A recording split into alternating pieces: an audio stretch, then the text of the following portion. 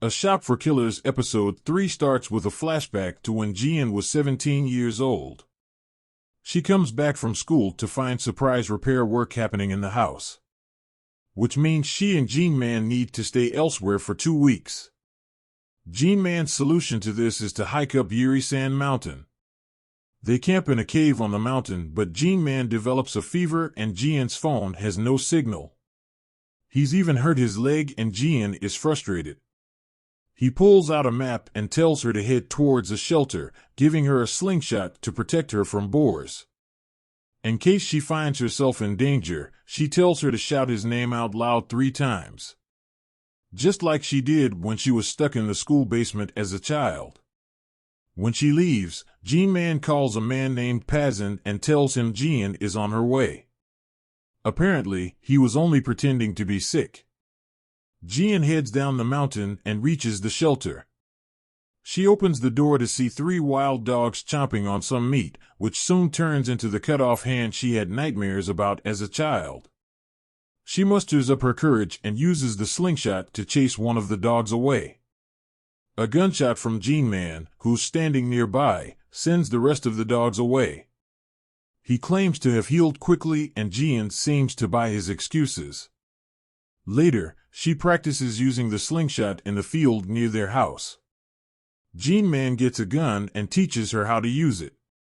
At present, Jian takes down the drone that was attacking Jongmin. They use the bulletproof cupboard door to go outside, where Jian tries to take the drone down. But the drone gets past the door and is closing in on Jian and Jongmin. Just then, Minhai, the woman who had tried to enter the house first, shoots a gun which sends a sonic blast and takes down all the drones. She enters the house, injects Jongmin with something to make him pass out and then moves towards Jian. Their conversation is interrupted by a bullet just missing Jian. The bullet is from none other than Songjo, who's attacking Jian from his van on the nearby bridge. Back in the house, Minhai tells Jian that she's here to protect her. She knows that Jian was told to shout out Jin-man's name 3 times in case she was in danger.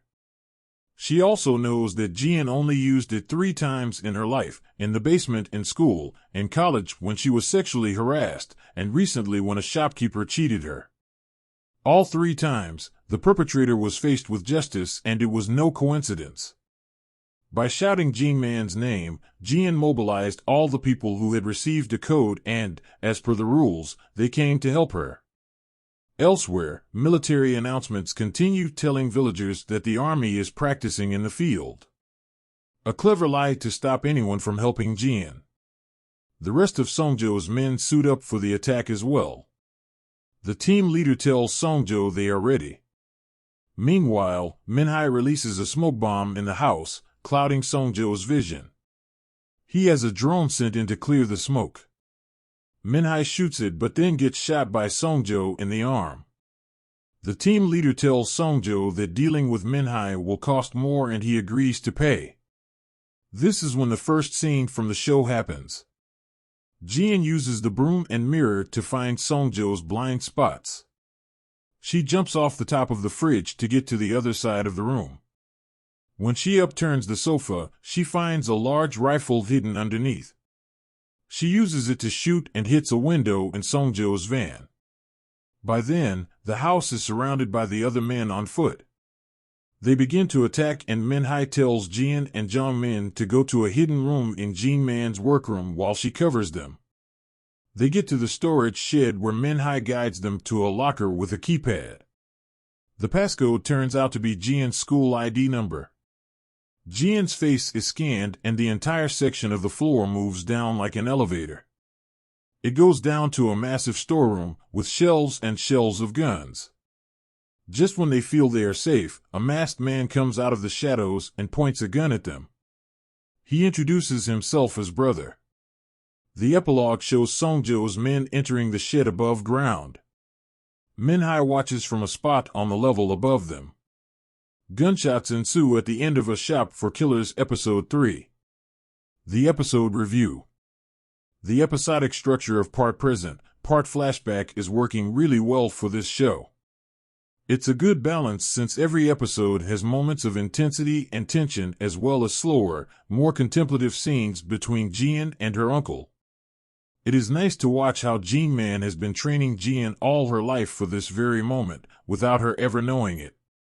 Both actors do a fantastic job as the naive niece and the mysterious uncle, creating an easy but unique dynamic between the pair.